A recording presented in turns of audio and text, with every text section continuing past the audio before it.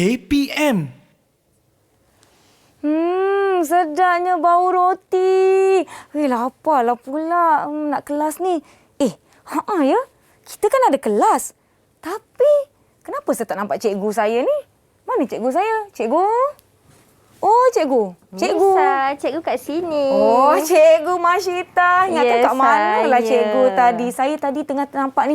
Ada pula roti dekat kelas kita ni. Bau wangi tak? Bau wangi. Masa laparlah cikgu. Ya, hari ni cikgu bawa macam-macam jenis roti datang ke studio. Hari ni kita ada roti baguette, ada croissant, roti gandum, kita ada bun, macam-macam lagi. Tapi cikgu, kenapa roti ni ada dekat sini? Cikgu nak tanya Nisa kan, roti ni dibuat daripada apa? Roti semestinya bahan utamanya tepung, cikgu. Betul. Roti dibuat daripada tepung. Ya. Macam kita tengok kat depan, roti dibuat daripada tepung. Jadi tepung adalah input untuk menghasilkan roti. Jadi roti tu dah menjadi output. Baik. Tepung input, roti output. Ya, betul. Tapi cikgu, saya masih keliru. Sebenarnya apa kaitan dengan roti ataupun input-output dengan apa yang kita nak belajar hari ni, cikgu? Ya, betul. Jadi, kalau Nisa dan murid-murid di rumah pun nak belajar mengenai input dan output, kita akan belajar dengan lebih dalam selepas ini. Okey, jom cikgu. Saya pun tak sabar nak masuk ke kelas, tapi saya ambil satu boleh, cikgu? Boleh. Silakan.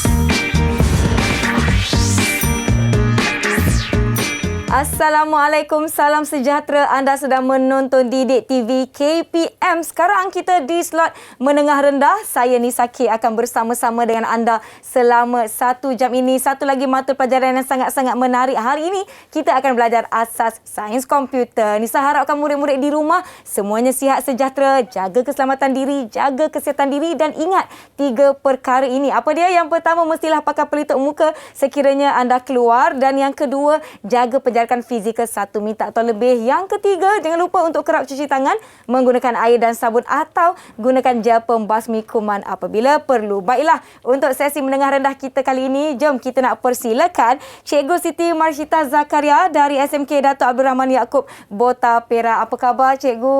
Khabar baik, Assalamualaikum. Nisa. Terima kasih kerana kembali ke Didik TV KPM. Hari ini, satu lagi tajuk yang sangat-sangat menarik. Sebenarnya, apa yang kita nak dalami pada episod kali ini pula, Cikgu Masyita? Baik, Nisa dan juga murid-murid di rumah. Hari ini kita akan mendalami bahasa pengatur caraan Python di dalam subjek asas sains komputer tingkatan 2. Okey. Di akhir pembelajaran ini, murid-murid akan dapat mengenal pasti, menjelaskan, menulis kod segmen untuk pemalar dan pemboleh ubah serta mengesan dan membaiki ralat. Baiklah, nampaknya ada beberapa perkara yang Nisa rasa macam alamak, adakah ini bakal menjadi satu sesi yang sukar buat Nisa, tapi saya pasti murid-murid di rumah dapat membantu Nisa dan kita akan buat aktiviti bersama-sama. Nisa pun tak nak buang masa kan. Orang kata saya nak ajak cikgu untuk bersedialah untuk sesi kita pada hari ini. Saya nak jemput cikgu untuk sanitasi tangan. Boleh. Sebelum kita mulakan apa-apa aktiviti, dan Nisa pun ada sanitasi tangan bersaiz poket yang Nisa sentiasa bawa ke mana saja kita berada. Murid-murid di rumah pun kalau keluar ke mana-mana, maklumlah kita sekarang ni dah diberi kelonggaran dan banyak sektor telah dibuka. Yang penting ambil vaksin dan jangan lupa jaga keselamatan diri serta orang sekeliling. Jadi hari ini kita akan belajar berkenaan dengan asas sains komputer dan cikgu, saya rasa saya ingat lagi pembelajaran yang lepas. Berkenaan dengan Python. Betul tak, cikgu? Betul. Wah, hari ini mungkin murid-murid boleh ulang tonton episod yang lepas di saluran Didik TV KPM. Boleh bersedia dengan buku nota, dengan pen dan pensel serta apa-apa sajalah yang diperlukan untuk sesi kita pada kali ini. Jom cikgu, kita nak teruskan kelas kita. Silakan cikgu. Okey, terima kasih Nisa. Okey, murid-murid di rumah sekarang. So, cikgu berganjak sikit ke sini. Boleh cikgu. Okey, jadi hari ini kita nak mendalami lagi tentang kod arahan Python. So, yang pertama adalah kita mesti mengetahui perbezaan antara pemboleh ubah dan pemalar. Okey, so pemboleh ubah ialah storan ingatan dalam komputer yang digunakan oleh atur cara. Jadi, pemboleh ubah dia mempunyai dua nilai seperti di sini. Apabila kita mengisytiharkan dia sebagai pemboleh ubah, dia adalah contohnya seperti nama, dan ini dikenal pasti sebagai pengecam. Manakala pemboleh ubah memegang suatu nilai. Sesuatu nilai itu mesti berada dalam double quote seperti ini. Dan apa yang terkandung di dalam ini dikira sebagai nilai. Baik. Sebagai nilai. Yang seterusnya adalah kita nak mengisytiharkan pemboleh ubah, tetapi ada beberapa syarat. So, syarat yang pertama hanya mengandungi abjad dan digit. Dia tak boleh mengandungi simbol. So, apa yang berada di dalam papan kekunci kita, simbol titik, simbol palang, so tak boleh ada. Yang kedua harus menggambarkan nilai yang dipegang. Contohnya pemboleh ubah nama. Jadi dia akan memegang nilai nama. Tidak boleh dimulakan dengan nombor. Tak boleh mulakan macam satu nama. Tak boleh. Dia mesti nama satu boleh. Baik. Yang kedua, tidak boleh ada ruang ataupun space. Contoh kita nak letakkan pemboleh ubah kita namanya nama murid. So nama space murid. Tak boleh. Dia mesti didekatkan. Contohnya nama, nombor, umur. Itu contoh-contoh pemboleh ubah. Nisa boleh ke bantu cikgu bagi satu lagi contoh pemboleh ubah? Cikgu, kalau tinggi termasuk tak dalam pemboleh ubah? Tinggi pun termasuk juga dalam pemboleh ubah. Baik. Maknanya kalau saya tinggi 160 cm, 160 tu boleh jadi pemboleh ubah ya cikgu? Betul. Kita boleh jadikan perkataan tinggi itu sebagai pemboleh ubah. Baiklah Cikgu Masyita, sebelum kita pergi dengan lebih lanjut sesi kita pada hari ini, nampaknya murid-murid semua dah semakin bersedia. Sebelum kita teruskan, jom kita nak berhenti rehat seketika. Jangan ke mana-mana, kembali selepas ini di slot menengah rendah di Didik TV KPM.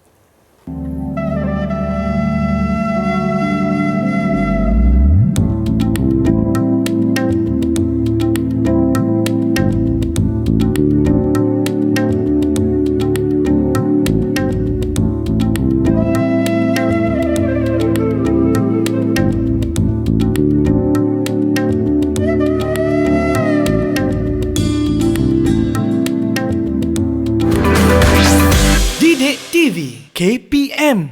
Ibu, tadi kita ada integer kan? Integer tu nombor yang tidak mengandungi perpuluhan dan pecahan. Integer terdiri daripada nombor negatif dan nombor bulat. Betul. Kalau float pula macam mana cikgu? Float tadi, kita mesti jenis data float tu mestilah mempunyai nombor perpuluhan. Tak kisahlah sama ada dia positif ataupun negatif. Jadi apa sahaja nombor yang dalam perpuluhan disebut sebagai jenis data float. Manakala string pula terbina daripada urutan aksara. Contohnya? Urutan aksara tu contohnya seperti apa sahaja nombor, simbol dan huruf yang terdapat pada papan kekunci. Jadi bila kita susun huruf tu, macam tadi kita susun Didik TV KPM. So itu semua adalah jenis data string. Kalau boolean pula cikgu? Jenis data boolean pula adalah kita nak melihat ungkapan perbandingan sama ada lebih besar, sama dengan ataupun lebih kecil.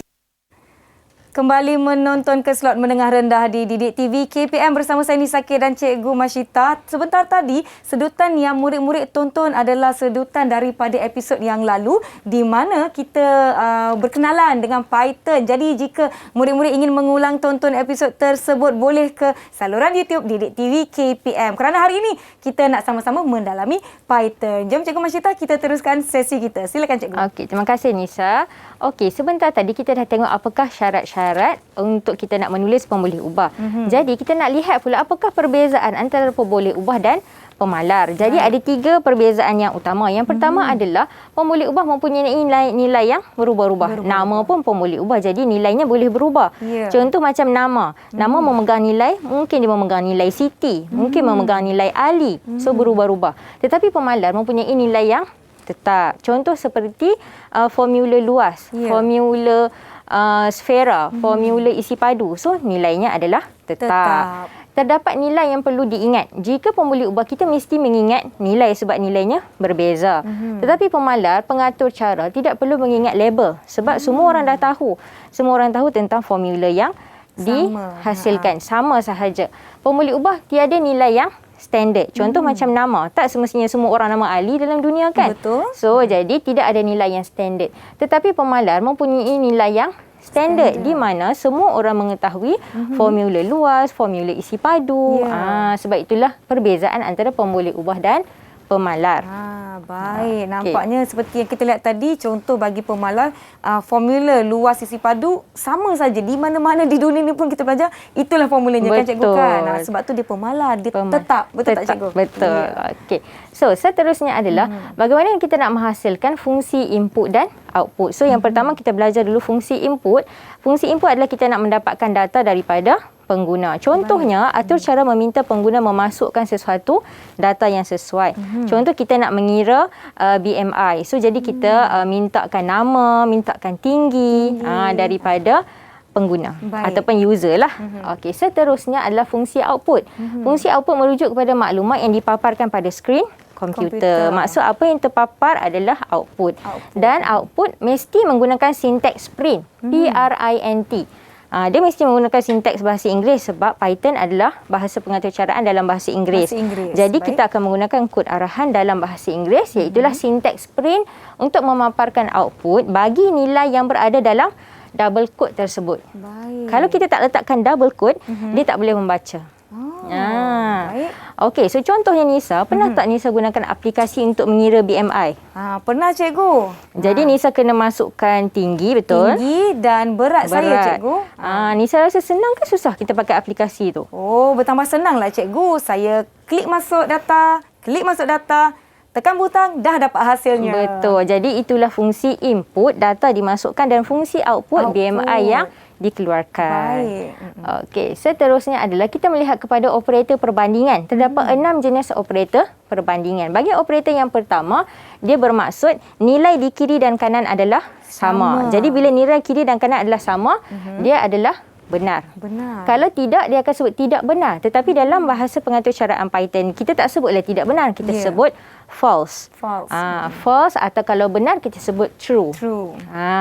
Yang kedua adalah tanda seru dan sama dengan. Maksudnya tidak sama dengan. Nilai di sebelah kiri dan kanan tidak sama.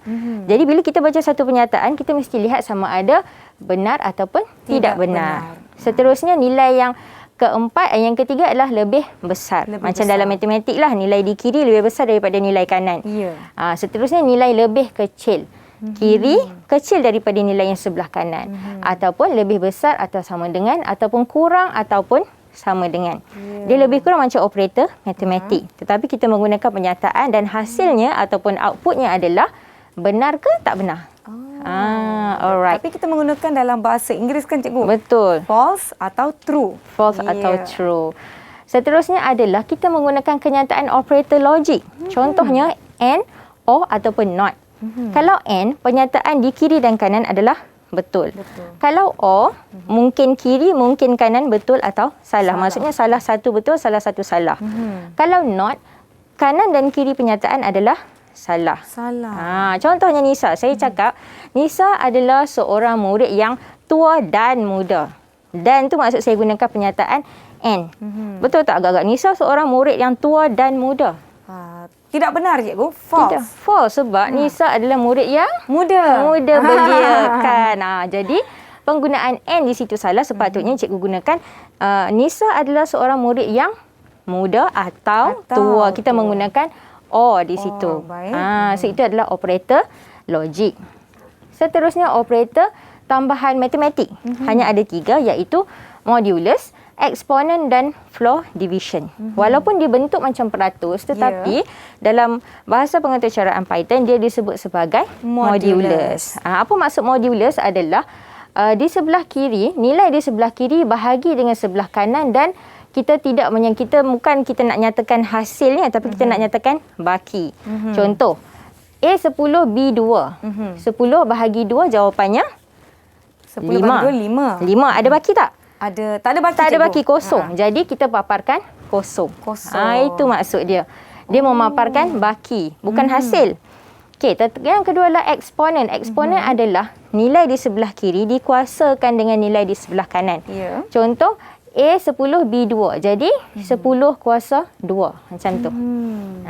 Yang ketiga floor division. Ada 2 slash atau 2 palang. Tanda palang di situ. 2 tanda palang di situ. Maksudnya ini adalah 10 A 10 B 2. 10 bahagi 2 5. Ini macam biasa. Cuma maksudnya modulus dan floor division lebih kurang, tetapi floor division kita memaparkan output seperti biasa, tetapi modulus kita memaparkan baki. Baiklah, Cikgu Masyita, saya ada soalan. Silakan. Memandangkan murid-murid sekarang ni mengikut KSSM yang terbaru, mereka akan belajar asas sains komputer ini, saya nampak ada banyak simbol-simbol ataupun operator-operator yang mereka perlu ingat. Adakah ini mata pelajaran yang sebenarnya sukar untuk mereka ikuti? Oh, tak pun sebenarnya. Pembelajaran lebih dalam subjek asas sains komputer ni banyak dia punya subtopiknya lebih kurang dengan matematik. Jadi bila murid-murid belajar matematik dan belajar ASK, mereka dapat kaitkan. Oh, maksudnya ini pun ada juga dalam matematik, ini pun juga ada dalam ASK. Ada juga dalam asas sains komputer. Tetapi perlu membezakan. Contohlah kita guna simbol peratusan, kalau dalam matematik peratusan lah. Tapi kalau di sini namanya modulus. Kalau macam simbol bintang macam tu ada 2 eksponen. Kalau tanda palang macam tu floor division. Dan ada beberapa lagi simbol ataupun operator yang perlu kita ingatkan. Diharapkan murid-murid semua ambil nota. Nisa pun kan ambil nota ni, cikgu patah balik yang tadi. Nak tengok yang nota tadi. Bila Nisa ambil nota, kita pun boleh juga uji Nisa selepas cikgu ni. Cikgu nak uji saya lepas ni. Ya, boleh ke? Berpeluh kejap. Cikgu, saya cuba. Mana tadi? Cuba cikgu. Macam tu kan. Biasalah kita murid-murid di rumah diharapkan mengikuti dengan baik. Jika ada yang terlepas, cikgu, ada yang baru duduk di hadapan kaca televisyen lah, cikgu. Alamak. Mungkin anda boleh ulang tonton daripada awal apabila episod ini sudah berada di dalam saluran YouTube Didik TV KPM. Kita pun orang kata apa, siapa yang dah duduk tu tak apa, kita teruskan terlebih dahulu. Yang pasti murid-murid di rumah semua bersedia. Tapi kan cikgu, kalau di dalam peperiksaan, adakah mereka akan melakukan aktiviti amali atau menjawab soalan di atas kertas peperiksaan? Okey, dalam peperiksaan dia akan menjawab soalan seperti biasa. Sebab dalam peperiksaan itu kita telah uji amali itu terlebih dahulu dalam kelas dan kita telah buat pentaksiran bilik darjah. Jadi dalam peperiksaan hanya jawab di atas kertas sahaja seperti biasa. Baiklah. Saya pun rasa macam, cikgu nak tanya soalan ke? Betul. Nampaknya cikgu telah menyediakan. Saya dah ready. Saya dah nampak Nisa pun macam dah tak sabar lagi nak buat. Saya cuba cikgu, saya cuba. Okey. So cikgu terangkan dulu. Di sini ada 2 pemboleh ubah dan pemalat. Ini adalah peta buih berganda. Okey, so maksud yang berwarna merah adalah ciri-ciri bagi pemalat. Manakala berwarna biru adalah ciri-ciri untuk pemboleh ubah. Okey, yang berada di tengah-tengah yang warna krim itu adalah persamaan ciri-ciri untuk pemboleh ubah dan pemalar. Baik. Okey, so cikgu nak minta Nisa tolong kelaskan ciri-ciri untuk pemalar dan pemboleh ubah. Baik cikgu, di sekelilingnya ada maklumat-maklumat yang cikgu telah sediakan. Jadi saya kena letakkan di manakah ia, sama ada di bahagian pemboleh ubah atau di bahagian pemalar. Turutan tak mengapa cikgu ya? Tak mengikut urutan? Tak mengikut urutan tak. Okey, di tangan saya tidak perlu mengingat label dan nilai. Apa yang saya ingat ini adalah untuk ciri pemalar. Di mana label atau nilainya sama saja. Jadi kita tak perlu ingat. Saya letak di sini cikgu ya. Silakan. Saya letak di sini. Okey, di bahagian pemalar. Baik. Seterusnya saya nampak yang ini cikgu. Contohnya nama. Contohnya nama. Saya rasa yang ini pemboleh ubah cikgu. Sebab dia boleh jadi nama, dia boleh jadi umur, dia boleh jadi tinggi. Betul tak cikgu? Betul. Pandai Saya letakkan di sini. Alright. Kemudian kita pergi yang seterusnya. Digunakan dalam Python. Adakah ini pemboleh ubah, pemalar atau persamaan? Saya rasa dia persamaan cikgu. Sebab pemboleh ubah dengan pemalar dua-dua ada dalam Python. Betul. Betul cikgu ya? Betul. Jadi digunakan bersama-sama. Jadi dia persamaan. Baik. Okey. Yang ini maklumat yang seterusnya saya ada. Alamak, kuat pula saya tampal tadi cikgu. Okey, yang ini nama dia mempunyai nilai yang tetap. Tadi saya dah sebutkan cikgu. Kalau tetap, kalau sama maknanya dia pemalar. Betul Okey, pemalar saya akan tampalkan di sini. Okey, saya harap dia tak jatuh cikgu ya. Saya kena tekan kuat sikit. Baik. Boleh. Maaf ya cikgu. Saya cuba. Okey, baiklah. Tak apa cikgu, dia jatuh tapi Saya Tak apa. Kita faham jawapannya di situ. saya takut cikgu kan jawapannya salah. Tapi kat sinilah jawapan saya ya cikgu. Betul. Okey, kemudian saya ada perlu mengingat label dan nilai. Yang ini boleh ubah sebab informasinya berbeza-beza. Ya, Maklumatnya kita mesti berbeza. ingat. Baik. Alright. Okey, betul cikgu ya. Saya dah berdebar ni, alamak. Nanti kita akan semak secara keseluruhan hasil kerja Nisa. Baik. Okey, yang ini tiada nilai standard. Tiada nilai standard, kita boleh pergi kepada pemboleh ubah. Betul. Pemboleh ubah. Yang ini mempunyai nilai yang berubah. Betul ke cikgu? Betul. Nilai berubah. Nilai berubah. Pemboleh ubahlah. Sebab dia berubah. Nama pun berubah. Betul, dia boleh berubah. Okey. Kemudian jatuh pula jawapan saya ni cikgu. Tapi tadi cikgu nampak kan? Saya Betul, tampak kat sini. nampak Risau jawapan. cikgu tak nampak. Nampak Murid-murid tadi. di rumah, jom kita nak jawab sama-sama. Jom kita sambung jawab. Okey, yang ini saya ada nilai standard. Kalau nilai standard, dia mesti pemalar. Dia sama. Betul, nilai nilainya yang standard. sama. Baik. Okey, kemudian saya ada maklumat yang disebut sebagai perlu diisytihar. Saya rasa kedua-dua pemboleh ubah dan pemalar perlu diisytihar, cikgu. Betul. Okay. Persamaan pemboleh ubah dan pemalar. Okey. Ada satu lagi. Satu lagi, tak apa. Yang ini tadi, cikgu tahulah kan jawapan saya di tadi. Situ. Okey, tak apa. Yang dia rehat ini kat contohnya pi sama dengan 3.142. Saya rasa dia pemalar, cikgu. Betul.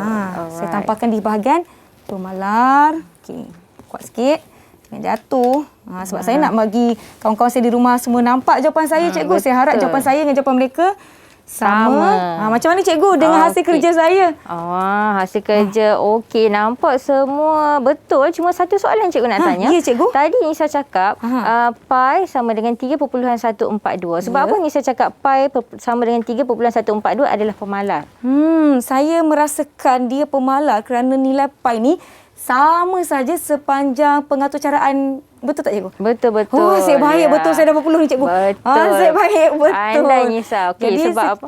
Sebab pi sama dengan 3.142 digunakan dalam kita nak mengira luas sesuatu isi padu. Kan? Sesuatu luas, sesuatu bulatan. So, jadinya memang nilai pi sama dengan 3.142 adalah pemalar. Jadi, cikgu secara keseluruhannya. Keseluruhannya. Berapa dari 10 bintang? Berapa bintang cikgu nak bagi saya? Okey, kali ini cikgu bagi 5 bintang 5 dulu. bintang. Okey, kita tengok untuk seterusnya berapa bintang lagi Nisa boleh dapat. Adakah saya akan dapat mencukupkan 10 bintang saya sehingga akhir pembelajaran kita. Murid-murid di rumah pun pastinya mereka nak lakukan aktiviti ini bersama-sama. Kita akan berhenti rehat seketika, kembali selepas ini di slot menengah rendah Didik TV KPM.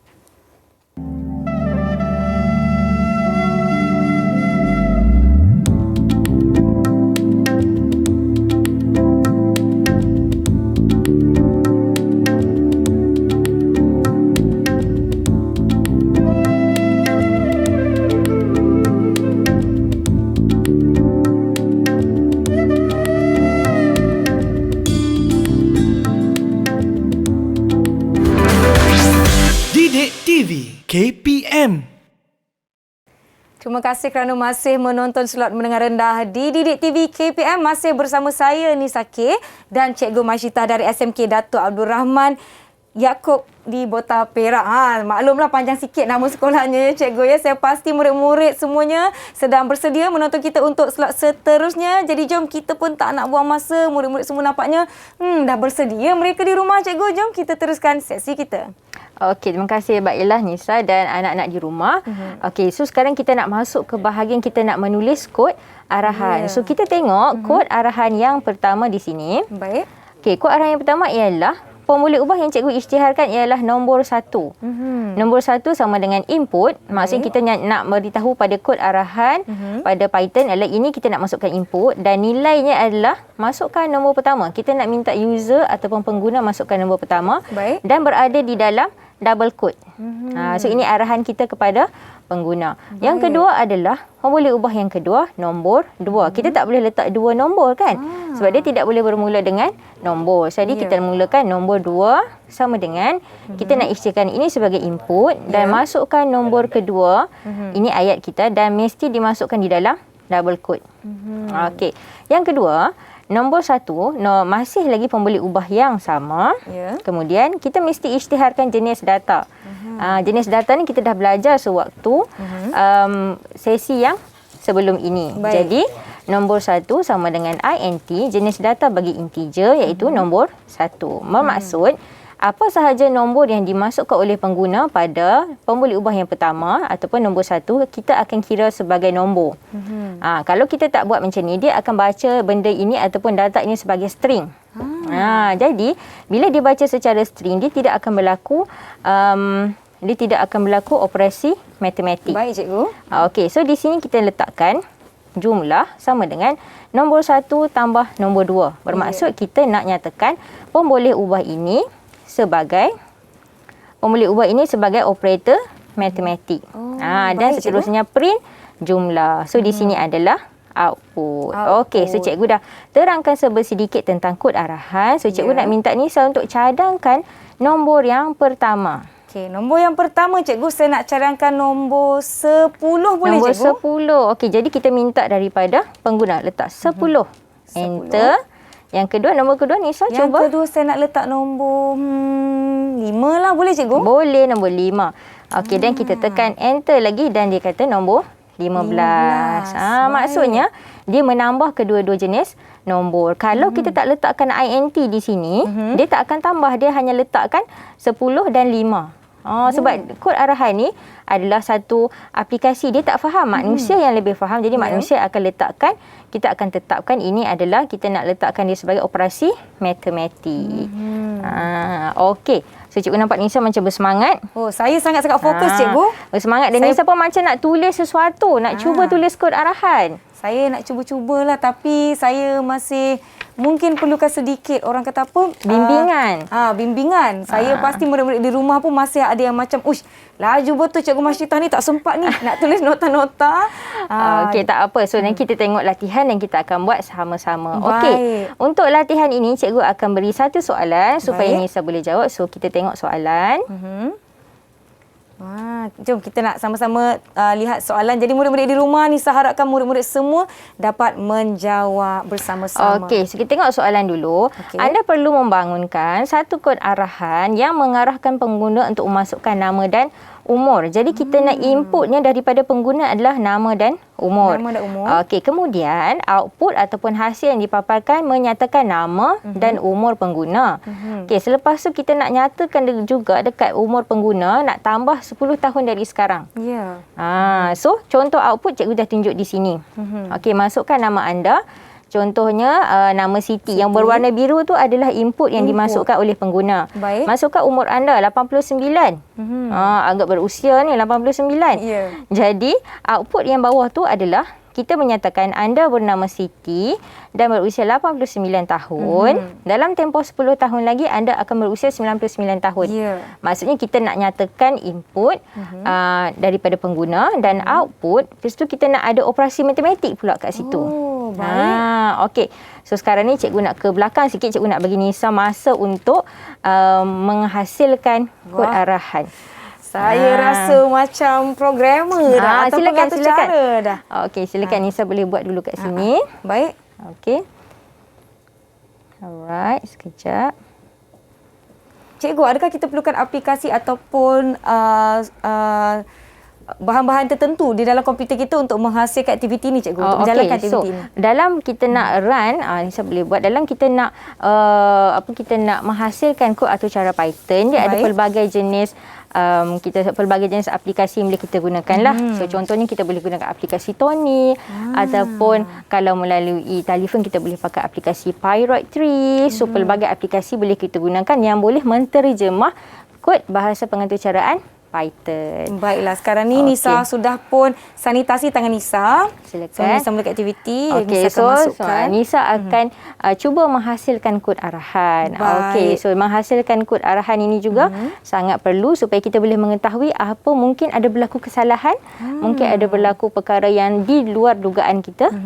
So kita akan menanti Nisa untuk menyiapkan. Baik, Cikgu Masyitah, apa akan berlaku sekiranya Nisa tersalah masukkan arahan ataupun input ataupun kod yang tertentu ke dalam ini. So kalau murid-murid di rumah pun nak tahu apa yang berlaku kalau kita letak benda yang salah ataupun berlaku kesilapan, so kita akan tengok lepas ni ada tak berlaku kesalahan. Baik, saya cuba cikgu ya. Okay, silakan. Adakah saya perlu masukkan data ataupun input yang secara rawak ataupun seperti yang kita telah lihat tadi? Okey, sekejap lagi kita akan tengok. Kita akan baca dulu kod arahan yang Nisa dah hasilkan tu. Lepas tu baru kita tengok ada betul ke, ada salah ke, ada kesilapan yang perlu kita baiki. Baiklah, saya cuba cikgu, saya cuba. Okey. Sekejap cikgu, sikit lagi ni. Saya rasa lagi. ni memang senang saja kan? Macam senang je tapi maklumlah kita mula-mula kan kita nak cuba ni takut ada sedikit kesalahan, mungkin ada kekeliruan, mungkin perlu ulang kaji dengan lebih lagi. Tak ada masalah. Mungkin cikgu sementara saya menyiapkan ni mungkin cikgu boleh imbas kembali dengan murid-murid di rumah. Apakah langkah pertama yang kita boleh lakukan? Okey, pertama sekali kita mestilah mengisytiharkan pemboleh ubah. Betul. Macam tadi kita isytiharkan pemboleh ubah, dia mesti tidak boleh bermula dengan nombor. Tidak boleh bermula dengan nombor. Tidak boleh bermula dengan nombor. Kena padam. Tidak boleh ada space ataupun ruang. Dan juga pemboleh ubah itu mesti kita menjelaskan tugas yang dilakukan. Selepas itu kita mesti nak tahu apa jenis data yang kita nak gunakan.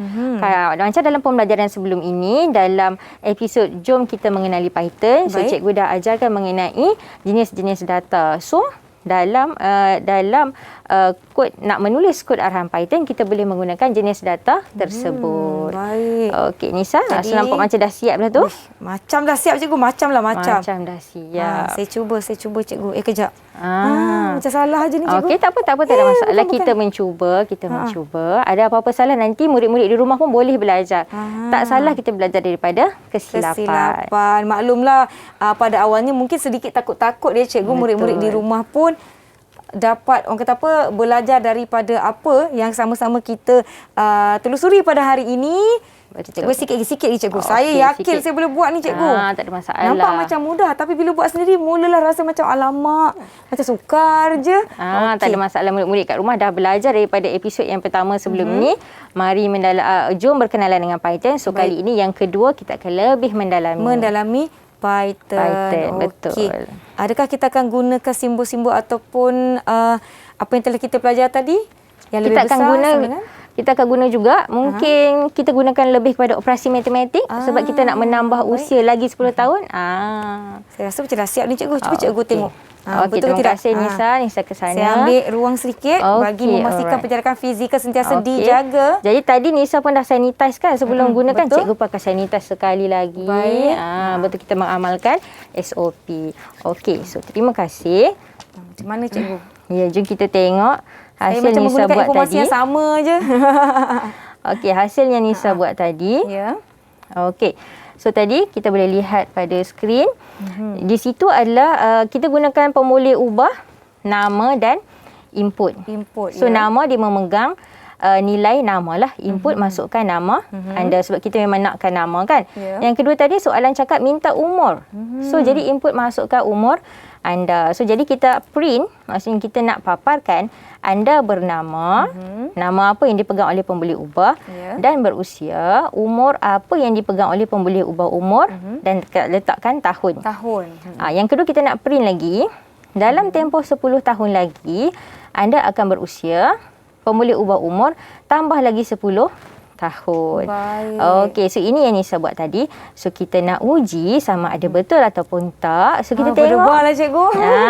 So kita tengok di bahagian atas ada berwarna biru. Dia tulis situ run current script. Maksudnya kita nak uji. So jom kita tekan. Okey, masukkan nama anda. Nama Nisa. Cikgu masukkan. Nisa. Masukkan umur anda. 25 cikgu. 25. Muda lagi. Muda sangat. Okey, tekan enter lagi. Kenapa ni? Mungkin ada sedikit kesilapan tadi Nisa masukkan input yang tidak orang kata apa, tidak betul. Tidak betul. So kita tengok di sini ada berlaku kesalahan ataupun ralat sebab dia dah muncul ayat-ayat yang berwarna merah. Bila munculnya berwarna merah ini maksudnya ada berlaku ralat. So dekat sini agak-agak Nisa, dekat mana yang boleh kita betulkan? Saya rasakan cikgu sebab apa yang kita boleh betulkan ya? Kejap cikgu. Saya pun dah keliru. Terus takut. Terus ada rasa takut. Biasalah. Mungkin kita boleh betulkan dekat bahagian ni. Bahagian apa ni? Bahagian print. Ya, betul, dekat bahagian print. Okey, contoh di sini kita baca balik ya. Print dalam tempoh 10 tahun lagi anda akan berusia 10 tahun. So, umur di sini. Tetapi, kita tak nyatakan jenis data umur ini. Umur adalah jenis data integer. INT. Kita masukkan kod arahan yang sesuai untuk bahasa pengatur caraan Python memahami INT. So kita tambah jenis data di sini. Baik. So kita uji sekali lagi. Sekali lagi. Ya, tapi sebelum tu kita clearkan dahulu. Baik. Alright. Tebal saya cikgu. Kita lihat uji hasilnya. Hasil sekali lagi. Okey, masukkan nama anda sekali lagi. Nisa, umur 25 tahun. Wah, betul cikgu? Betul. Anda bernama Nisa dan berusia 25 tahun. Dalam tempoh 10 tahun lagi anda akan berusia 35 tahun. 35 Betul. tahun. Maksudnya bila dah tidak ada ralat, tidak ada lagi notifikasi berwarna merah. Wah, sekarang kita dah dapat hasilnya. Wah, lega saya cikgu. Saya harapkan murid-murid di rumah yang turut sama mencuba dan melakukan aktiviti ini tidak mendapat ralat. Tapi kalau ada ralat tak mengapa, boleh tengok balik bagaimana yang perlu kita sama-sama betulkan. Betul. Wah, saya rasa macam nasib baik dah. Saya tadi dah risau cikgu. Alamak, dah merah-merah ni macam mana? Betul. Sebabnya kita mesti belajar daripada kesilapan yang berlaku, kita baiki kesilapan yang berlaku. Betul tu. Dan sekiranya kita lakukan banyak latihan, pengukuhan dan sebagainya, murid-murid dapat kuasai dengan baik. Cikgu, apa yang akan berlaku? Apakah perkara yang membolehkan murid kehilangan markah ketika ditaksir apabila membuat aktiviti ini, cikgu? Okey, contoh bila kita membuat pentaksiran apabila berlaku ralat, tetapi murid-murid tak betulkan kesalahan ataupun ralat yang berlaku. Murid-murid kata, ada berlaku salah tapi tak tahu kat mana nak betulkan. Jadi murid pun tak betulkan. Jadi itu bermaksud akan mengurangkan markah untuk pentaksiran bilik darjah. Baiklah. Jadi sebaiknya anak murid bila berlaku kesilapan cari ralat dan baiki. Baiklah. Saya pun tadi dah ada ralat, dah berdebar, dah tahu macam mana nak betulkan. Diharapkan murid-murid di rumah pun ambil nota di bahagian mana agak-agaknya. Mungkin bahagian integer kita tadi tu nampak macam sedikit saja. Tapi itu dia. Sekali dia keluar yang ralat tu, terkejut saya. Betul. Terus berdebar. Baiklah cikgu, jom kita nak teruskan. Kita sambung. Kita lihat kod arahan yang seterusnya. Okey. Kod arahan di sini ialah A sama dengan 7. Pemboleh ubah A sama dengan 7. B sama dengan nilai. Dan kita nak letakkan print A lebih besar daripada B. Ini adalah satu penyataan. Dan kita nak tengok jawapannya sama ada false ke true. False ke true? Benar atau tidak benar sebab ya? dia cakap 7 lebih besar daripada 9. Agak-agak Nisa, betul ke salah? Semestinya salah, tidak benar, iaitu false. False. Kita run dan betul false. Nasib baik. Maksud dia menggunakan operator logik. Terfikirkan logik. Kita yang kefikirkan. Bila print A lebih besar daripada B, betul ataupun salah. Okey, so seterusnya kita cuba satu lagi kod arahan.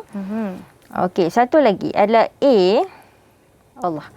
So A 20, B 15. Print A. Okey, ini bukan nama peratus, ini nama apa tadi? Modulus, cikgu. Modulus, betul. Pandai Nisa.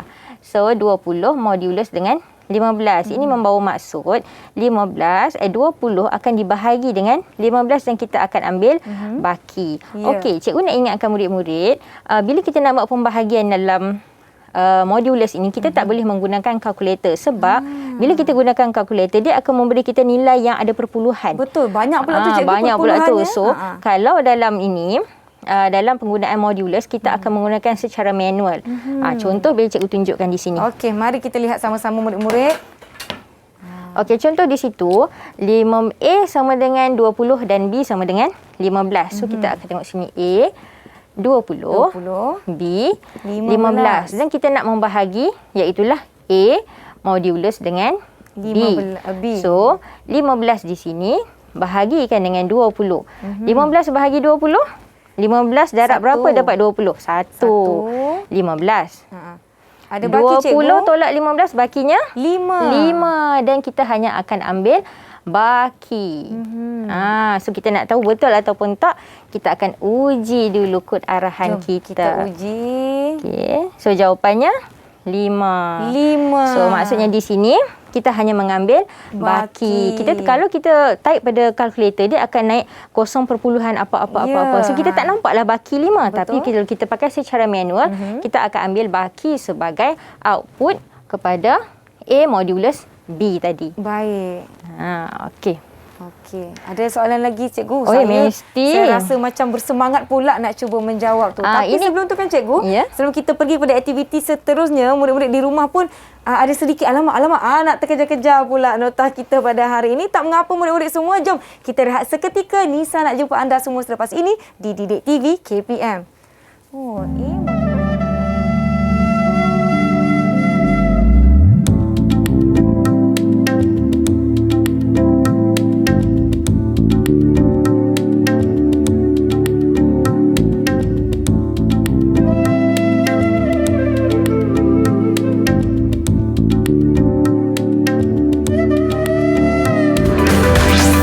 Didik TV KPM.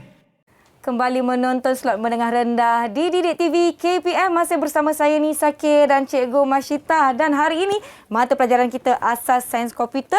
Tajuk kita Mari Mendalami Python. Banyaknya kita dah belajar hari ini kan Cikgu? Betul Nisa.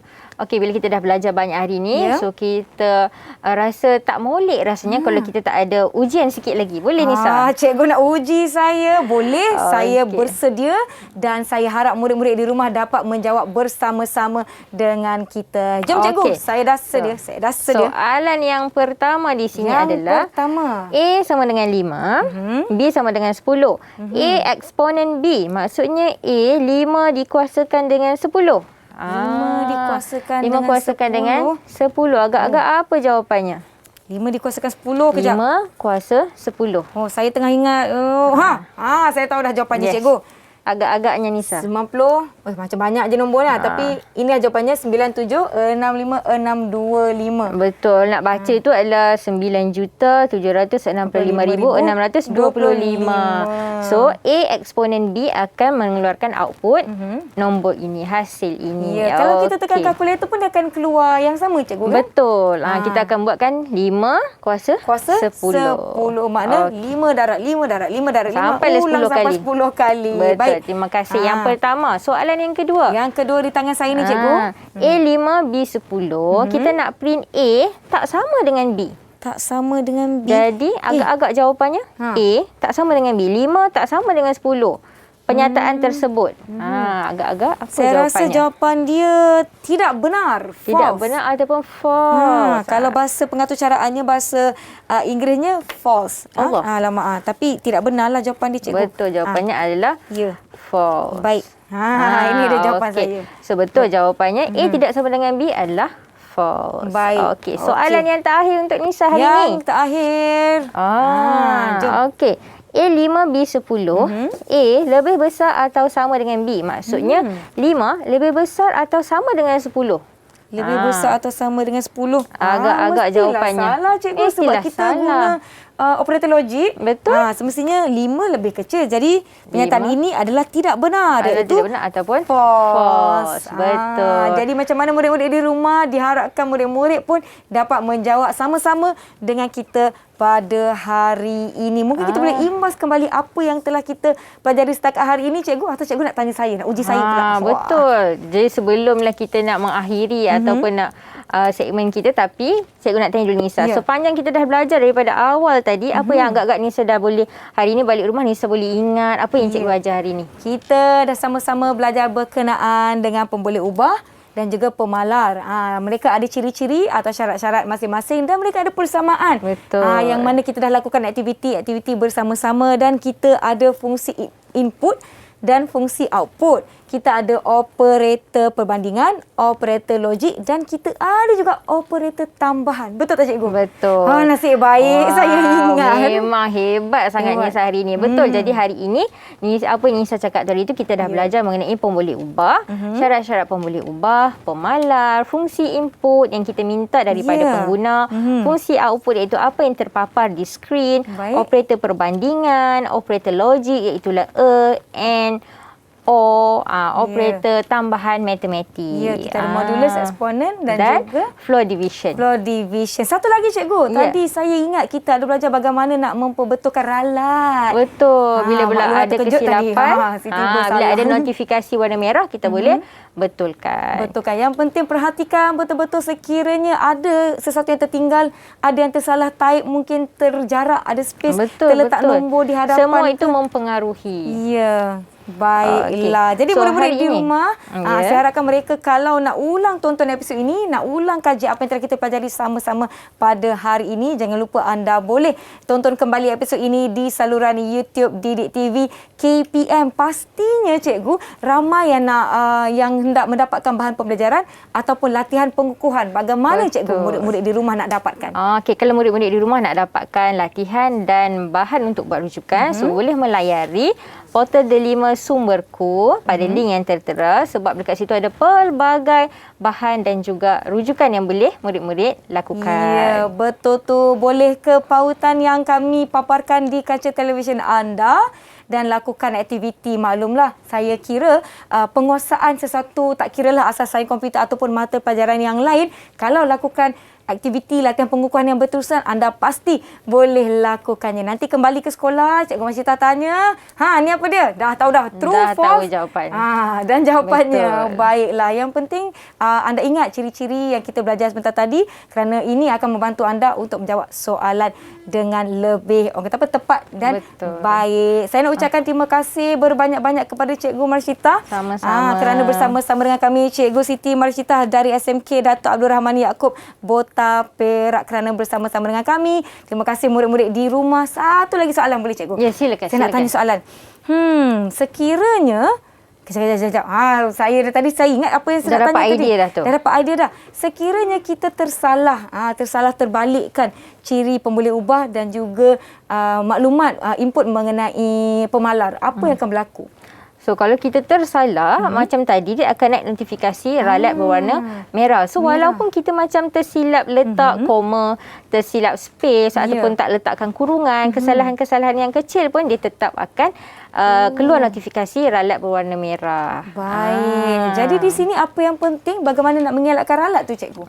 Mengelakkan ralat dalam setiap orang yang menjadi pengatur cara atau kita sebut sebagai programmer, mesti akan berlaku ralat. Dalam kehidupan harian kita manusia mesti ada ralat, tetapi bagaimana cara kita nak membaiki ralat tersebut yang akan menjadikan kod arahan kita itu betul dan tepat. Baiklah cikgu, sekarang ni saya nampak cikgu dah bersedia dengan kita punya arahan, input, output, print semua dah ada lah. Kita akan lakukan aktiviti bersama-sama apabila kita mengakhiri episod kali ini. Saya harapkan murid-murid di rumah dapatkan bahan pembelajaran, bahan rujukan dan juga latihan pengukuhan di portal Sumberku seperti di pautan yang tertera di kaca televisyen anda. Sekali lagi terima kasih Cikgu Masyita. Sama-sama. Terima kasih semua yang menonton. Teruskan menonton saluran Didik TV KPM. Saya Nisa K. Jumpa lagi.